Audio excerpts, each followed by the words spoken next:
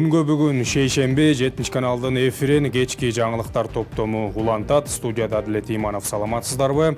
Алгач чыгарылыштан кыскача. Өлкө бюджетинин көлөмү тарыхый чекке жетип, расмий түрдө 1 триллион 90 миллиард сомдон ашкандыгы маалымдалды. Өлкөдө биринчи жолу сот отурумдары түз эфирде көрсөтүлө баштады.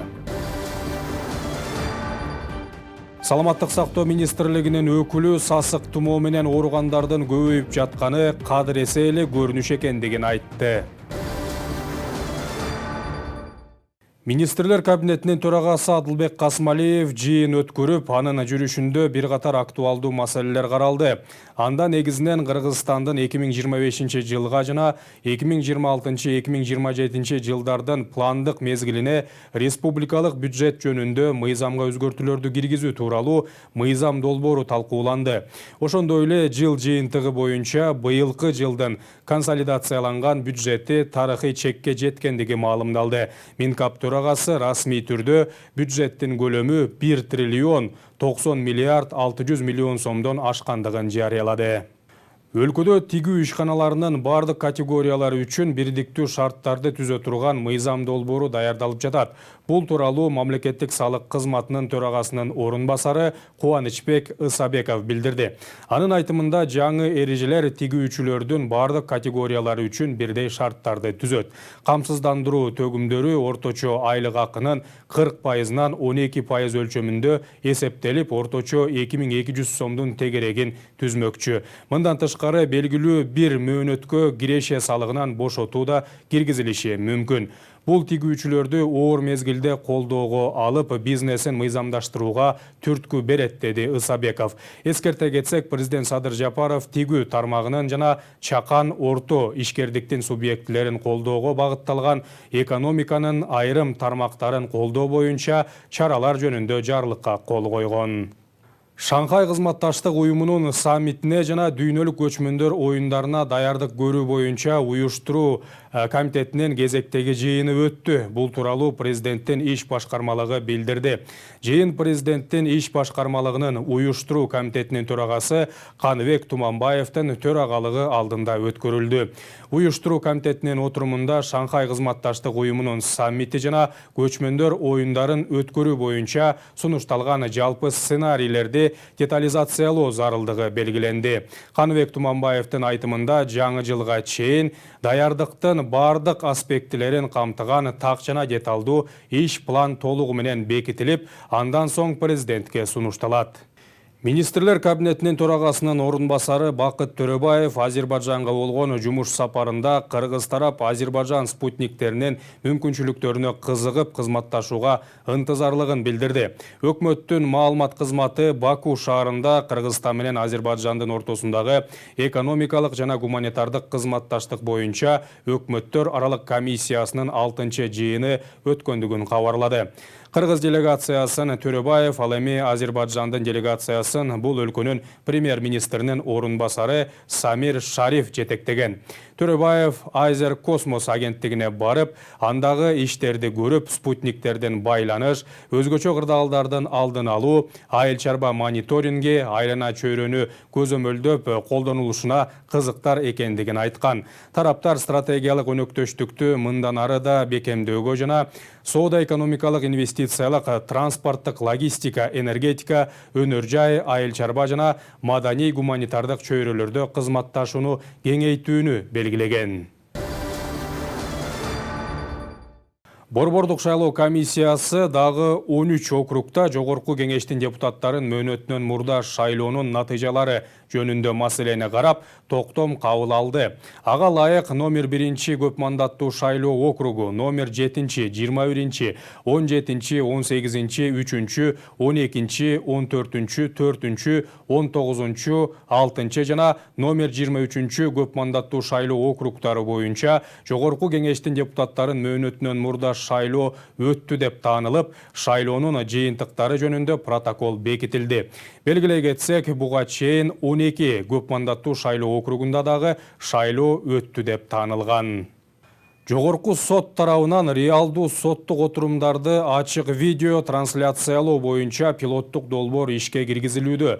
Мекеме маалымдагандай, бул ар бир жаранга сот адилеттигинин кандайча иштеп жаткандыгын жеке өзү байкоо мүмкүнчүлүгүн берүү үчүн маанилүү кадам. Долбоор жазык процесстик кодексинин жаңы жоболорун ишке ашыруунун жана мамлекеттик кызматты дебюрократиялаштыруу чараларынын алкагында ишке ашырылууда. 2025 жылдын ноябрь-декабрь айларында ар түрдүү категориялардагы иштер боюнча сот отурумдарын видеого тартуу башталды. Процесс катышуучулардын өтүнүчү боюнча же соттун демилгеси менен сот отурумдарын реалдуу убакыт режиминде онлайн трансляциялоого шарт түзөт. Мындай түз эфир телерадио аркылуу жана интернетте жүргүзүлүшү да мүмкүн. Бардык сот отурумдарынын видео жазуулары жогорку соттун YouTube каналына жеткиликтүү түрдө жайгаштырылат. Бул өз кезегинде каалаган адамдарга соттордун ишинин чыныгы практикасы менен таанышууга мүмкүнчүлүк берет. Белгилей кетчү жагдай, видео материалдар пилоттук режимде даярдалган жана агартуу максатын гана көздөйт. Үчүнчү жактар тарабынан коммерциялык максатта пайдаланууга, ошондой эле автордук укук ээсинин уруксатысыз көчүрүүгө жана таратууга жол берилбейт. Бишкек-Ош унаа жолундагы Төө ашуу ашуусуна өткөргөн Сосновка постуна оор жүк ташуучу унааларга убактылуу чектөө киргизилди. Транспорт министрлиги билдиргендей, аймакты караган жол тейлөө ишканасы тарабынан тазалоо, кар эритүүчү заттарды себүү иштери жүрүүдө. Ал эми Алабел ашуусу менен Суу Самыр Талас Тараз жолундагы Өтмөк ашуусунда чектөө жок. Ошондой эле Бишкек Нарын Торугарт унаа жолундагы Долон ашуусунда тазалоо, кар эритүүчү заттарды чачуу иштери жүрүүдө. Министрлик кандай кырдаал жаралбасын каршы тилкеге чыкпай, жол эрежесин так сактоого жана унаа дөңгөлөктөрүн кышкыга алмаштырып, керектүү шаймандарды ала жүрүүгө чакырат. Белгилей кетсек, аба ырайынын кескин өзгөрүшүнөн улам көпчүлүк аймактарда кар жаап, жол тазалоо иштери тынымсыз жүрүүдө, каттамдар бар. Бишкекте 12 балабакча жана 3 мектеп карантинге жабылды. Бул тууралуу мэрия маалымат таратты. Билдирүүдө белгиленгендей, балабакчалар жана мектептер курч респиратордук вирустук инфекцияга жана сасык тумоого байланыштуу жабылды. Эске салсак, күн мурун 49 балабакчада карантин аяктап, бөбөктөр кайрадан мектепке чейинки билим берүү мекемесине бара баштаган болчу. Белгиленгендей, карантин учурунда ата-энелер балдарын эл көп чогулган жерлерге алып барбоого, алардан толук айыгып кетишин камсыз кылууга жана балдарды балабакчага ден соолугу чын абалда алып келүүгө милдеттүү. Сасык тумоо менен ооругандар көп болуп жатканы кадимки мезгилдик көрүнүш. Бул туурасында Саламаттык сактоо министрлигинин жугуштуу оорулардын алдын алуу башкармалыгынын жетекчиси Динагүл Оторбаева айтты. Сасык тумоо менен ооруган 42,5 миң учур катталды. Тумоологондордун 70% 14 жашка чейинки балдар. Грипп жана курч респиратордук вирустук инфекция мезгилдик илдет, деди Адис. Учурда социалдык тармактан элдин Гонконг гриппи менен ооруп жатканы тууралуу маалыматтар айтылууда. Кыргызстандыктар интернеттен Гонконг гриппи тууралуу окуп жатышат, бирок андай түшүнүк жок. Бул типтеги грипп 1967 жылы болгон, андан бери жарым кылымга чукулдады. Эми ал мезгилдик өңүткө өттү, деди Оторбаева. Адис алдын алуу иштерин жалгыз эле министрлик жүргүзбөстөн, негизинен ар тараптуу чаралар зарыл экендигин да кошумчалады. Саламаттык сактоо министрлиги мыйзам бузган фактылар аныкталгандан кийин 263 жеке клиниканын иши токтотулгандыгын кабарлады. Маалыматта өлкө аймагындагы менчик медициналык жана фармацевтикалык уюмдардын баарына текшерүү жүргөндүгү айтылат. Анын 246-сы тийиштүү лицензиясы жок эле иштеп жүргөн. Ал эми уруксаты бар 295 жайдын 110-унда ар кандай эрежелердин бузулгандыгы катталды.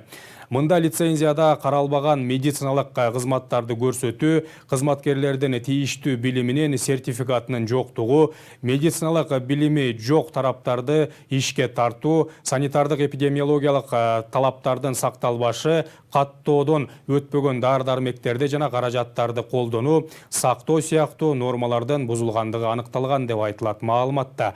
Мыйзам бузулган бардык фактылар боюнча административдик чара көрүлүп, салынган айыптын жалпы суммасы 20 миллион 740 миң сомду түзгөн. Өз учурунда Саламаттык сактоо министрлиги элди лицензиясы, мыйзамдуу уруксааты бар медициналык уюмдарга гана кайрылууга чакырды. Коррупцияга каршы аракеттенүү жарандардын ишениминин негизи деп билдирди Ички иштер министрлиги. Маалыматка караганда, коррупция бул бардык мамлекеттерге кандайдыр бир деңгээлде таасир эткен татаал социалдык, саясий жана экономикалык көрүнүш.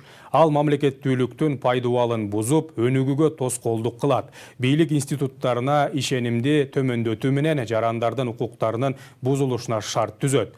Коррупциялык көрүнүштөр демократиялык институттардын негиздерин бузат, мыйзамдын үстөмдүгү принцибин талкалайт жана бюрократиялык тоскоолдуктарды түзөт. Алардын бирден бир максаты мыйзамсыз сыйлыктарды опузалап алуу болуп саналат. Бириккен Улуттар уюмунун башкы ассамблеясынын резолюциясы менен 9 декабрь бул көйгөйлүү маселенин масштабына коомчулуктун көңүлүн буруу жана анын алдын алуу боюнча глобалдык аракеттерди бекемдөө үчүн коррупцияга каршы көрүнүшүнүн эл аралык күнү деп жарыяланган.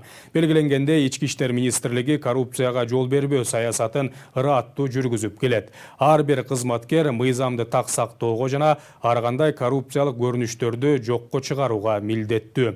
Биз жарандарды пара бербөөгө, мыйзамсыз компромисстерге барбоого, коррупция фактылары жөнүндө ички иштер органдарына билдирүүгө чакырабыз. Мамлекеттин жана коомдун биргелешкен күч аракеттери менен гана ар бир жаран үчүн ачык, айкын, адилеттүү жана коопсуз өлкө кура алабыз деп айтылат маалыматта. Эл аралык коррупцияга каршы күнүнө карата президентке караштуу антикоррупциялык ишкердик кеңешинин жылдык жыйыны өттү. Талкууда мамлекеттик мекемелердеги коррупциялык тобокелдиктер жүргүзүлгөн мониторингтердин жыйынтыктары жана 2025-2030 жылдарга карата кабыл алынган стратегиянын аткарылышы көтөрүлдү. Кененирээк кабарчыбыз Анара Мурзабекова баяндайт. 9 декабрь бүткүл дүйнөлүк коррупцияга каршы күрөшүү күнү. Анын алкагында Борбор калабызда президентке караштуу антикоррупциялык кеңештин жыйыны өтүп жатат. Баарыбыз эле билгендей, президент Садыр Жапаров буга чейинки мамлекеттин өнүгүүсүнө тоскоолдук кылып келген нерсе бул коррупция деп баса белгилеген. Жана ошондой эле келерки 5 жыл ичинде коррупцияга каршы иш аракеттер активдүү болорун дагы айткан. Ал эми ушул жыйында жалпы ушул жыл ичинде кандай иш аракеттер аткарылган жана жыйынтыктар болгону талкууланууда.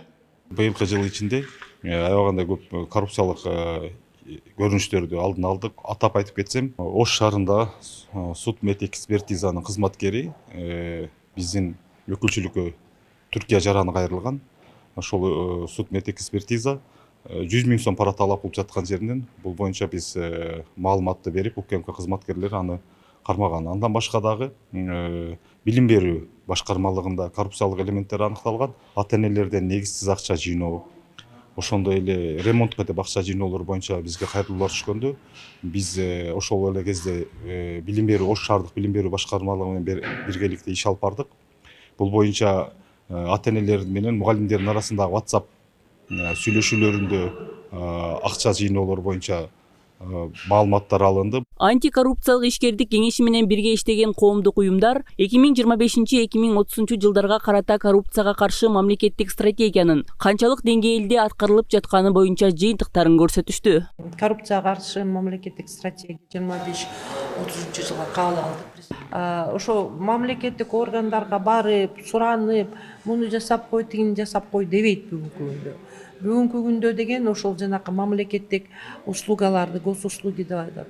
Аны деген онлайн цифровой платформа менен эле алат. Түндүк менен алат. Цифровая подпись түндүк менен алат. Бизнестер налоговыйга барбайт. Налоговый отчетторду онлайн платформа менен өткөрөт. Жакында деген бүт баарыбыз эмени водительские права кайта алабыз да.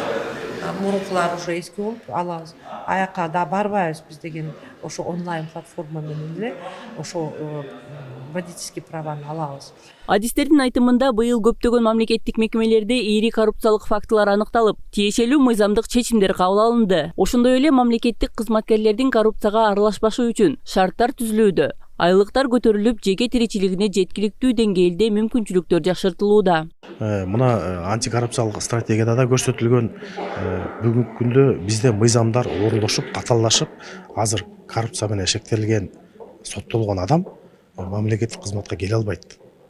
Өзү эле эмес, үй бүлө мүчөлөрү келе албайт. Тергөө менен кызматташкан күндө да жанагы көргөзүлгөн мөөнөттүн жарымын олтуруп чыгат. Үй мүлкү конфискация болот. Азыр абдан буга чейин Садыр Кожоевич да президентибиз абдан бир нече ирет эскерткен, Камчы Кыдыршаевич да эскертип келген, токтоткула, тыйылгыла деп.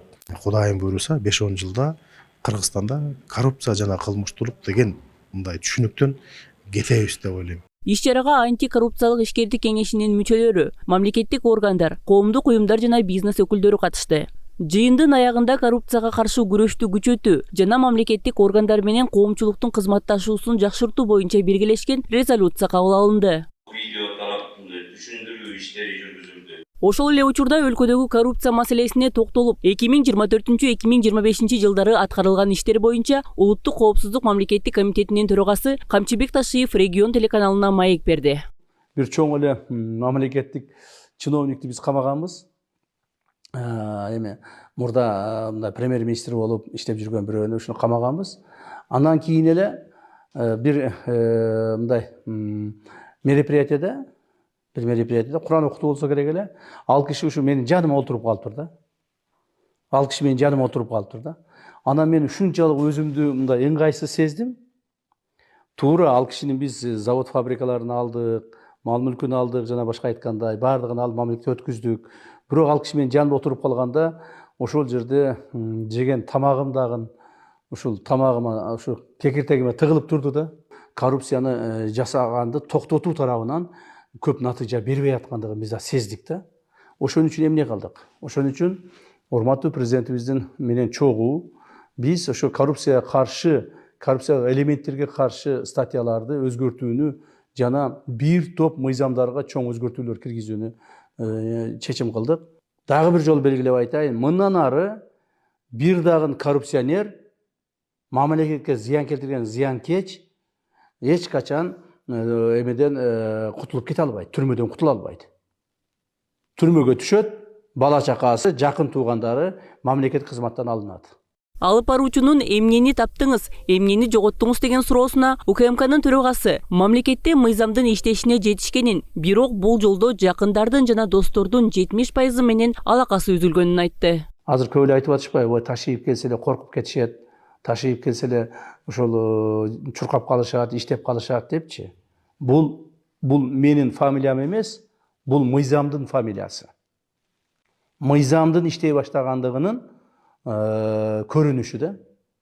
Ал эми биздин жоготуубуз эмне? Биздин жоготуубуз негизинен башында эле айтып өткөндөй, биз бул өмүрдө чогуу жүргөн көптөгөн тааныш тамырларды, досторду, жакын тууган уруктарды жоготтук. Себеби алар мен билем, көптөгөн мен өзүм жакындарымды эле камап салбадымбы. Мына мен азыр айтайын сизге, ачык эле айтайын. Бүгүнкү күндө менин бир кудагыйым түрмөдө турат. ГКМдын СИЗОсунда турат. Эмне үчүн? 2022-23 жылдары кылган кылмыш үчүн. Ошону чыгарабыз деп мага кимдер гана келбеди. Бир тууган агам, ошонун кудагыйы, баласынын кайненеси. Бир тууган агам, башка туугандарым, тияк бияктар бүт баары келишти. Мен эч кимсе жол бербедим. Коомубузда ошондо баягы тартип эмес, бардак башталат да. Ошол болбош үчүн ошо көз өтүп кеткен бир тууган агамдын баласын апарып мен камадым. Анын бир туугандары жана башкалардын бардыгы мени жек көрүшүп атат. Жек көрсөм эмне кылайын? Мен үчүн мамлекеттик тартип керек. Маектин соңунда Камчыбек Ташиев мамлекеттик кызматкерлерге кайрылып, коррупциядан алыс болууга чакырды. Ошондой эле, эгер таза иштей албасаңар, мамлекеттик кызматтан бошонгула деп белгиледи. Анара Мурзабекова, Жумабек Ногоев, 7 канал. 13-14 декабрда өлкөнүн ар кыл тармактарынын өкүлдөрүнөн түзүлгөн 16 команданын катышуусу менен мурас салттуу достук мелдеши өтөт. Бул тууралуу Кыргыз футбол биримдиги билдирди. Маалыматка ылайык мелдешке президенттин командасы, аймактар, билим, ден соолук, Динамо, достук, журналисттер өңдүү дагы 10 команда күч сынашат. Турнир Кыргыз футбол биримдигинин спорт комплексинде жана Газпром балдарга дене тарбия жана ден соолукту чыңдоо комплексинин базасында өткөрүлөт. Мелдештин оюндарын Улуттук телерадио корпорациясынын спорт жана ЛТР телеканалдары түз алып берет. Мелдеш Кыргыз футбол биримдиги тарабынан президенттин администрациясы менен тыгыз кызматташтыкта уюштурулат. Салтка айланган бул достук мелдеши 9-чу жолу ойнотулат. Бишкектен Чүй проспектисиндеги көчө кеңейтиле баштады. Ошондой эле буга чейин социалдык тармактарда нааразычылык жаратып жаткан имараттын 3-чү кабаты да буздурула баштады. Бул боюнча аталган долбоордун жетекчиси Нариман Тулеев билдирет. Кененирээк кийинки сюжетте. Чүй проспектисиндеги буга чейин социалдык тармактарга ар түрдүү пикир жараткан жол кеңейтиле баштады. Ошондой эле Дал ушул көчөнүн четине курулган имараттын 3-чү кабаты дагы буздурулат. Бул тууралуу Дал ушул аймакка салынып жаткан Олд Бишкек долбоорунун жетекчиси Нариман Тулеев билдирет. Мынакей жумуш жүрүп атат. Суук болсо дагы азыр бүгүн эртең даярдап ордун. Анан баягы бурун жолдун асты шагыл болуш керек да. Азыр биз бетондоп эле анан бир 10-15 сантиметр асфальт культуруп эле асфальтты жаап бетонду жылытып туруп эле асфальт төшөп кетели деп атабыз. Анан мына бир 3-чү этаж боюнча албетте 3-чү этажды азыр тиги балдарды айттык, крышаларын алгыла, анткени крыша коюлуп калган деп.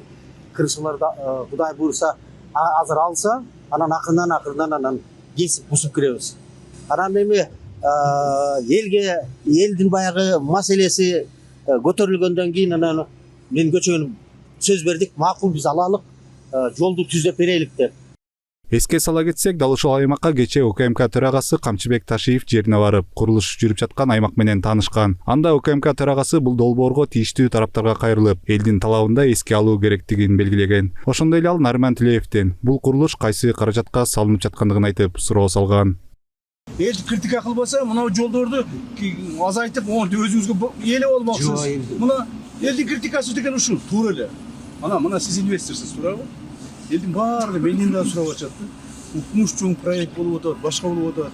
Бул Тулеев акчаны каяктан алып атат деп. Кредиттен алдым, мынакей балдарыңызга текшертиңиз. Да, мен ошондо айтайын. Бүт кредитке алдым. Бүт кредитке алдыңыз, молодец. Сизге эмне үчүн кредит берип атат банктар? Себеби сиз туруктуу инвесторсуз, туруктуу предпринимательсиз. Сизге банктар дагы ишенет, так? Жетекчилик дагы ишенип атат. Эл дагы ишениш керек ошон үчүнчү. Жыйынтыгында УКМК төрагасы жолду кеңейтип, ошондой эле коомчулуктун сын пикирине кабылып жаткан имараттын 3-чү кабатын бузуу тапшырмасын берген. Муну менен катар аталган долбоор жергиликтүү инвесторлор тарабынан ишке ашырылып жатканы мактоого татыктуу экенин белгилеген. Бул өтө чоң масштабный проект. Сонун проект болду. Бунун үчүн сизге биз ыраазычылык айтабыз. Баягы не деп коет? Сындаган жерде сындайбыз. Бирок ыраазычылык айткан жерде эми айтып коюш керек да. Мындай чоң масштабный проектини бир дагы бизнесмен ал биздин мамлекетте кыла элек.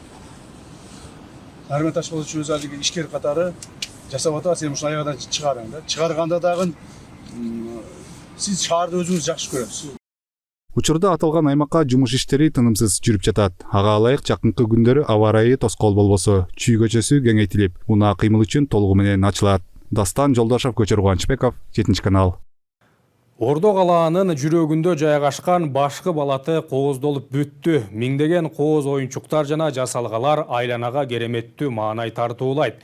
Жакын арада Ала Тоо аянтында миңдеген шаардыктар жана меймандар башкы балатынын жанында сүрөткө түшүп, кубанган балдар жана майрамдык ыр күүлөр бул жерди кышкы жомокко айлантат. Ар бир деталь өзүнчө бир тарых айтып, ушул күндү күткөндөргө унутулгус таасир тартуулайт. Мэрия маалымдагандай, балаты шаардын символуна, Манастын айкелине жана Ала Тоо аянтына айкалыштырылып кооздолду. Балатыга көк жана күмүш түстөгү 7000ден ашык оюнчук илинди. Муниципалитет 2 жылдан бери борбордук аянтты жасалгалоого акча каражатын сарптай электеген бизнес өкүлдөрү колдоо көрсөтүп жаткандыгында айтты. Алар бизден иштеп чыккан долбоорго ылайык өздөрүнүн каражаттарына аянтты кооздоп, коммуналдык кызматтарга төлөм жүргүзөт. Былтыр бизнес 26 миллион сом короткон, быйыл бул сумма дагы көбөйөт, анткени тиешелүү жабдуулар жаңыланып, муз аянтчасынын көлөмү кеңейтилди деп белгиледи мэрия. Белгилей кетсек, башкы балаты 15 декабрда жандырылат. Бүгүнкү күн мына ушундай жаңылыктар менен жыйынтыкталат. Ушул жана башка кабарларды 7 каналдын сайтынан жана социалдык тармактагы баракчаларынан да тапсаңыздар болот. Кайрадан эфир аркылуу амандашканча саламатта туруңуздар.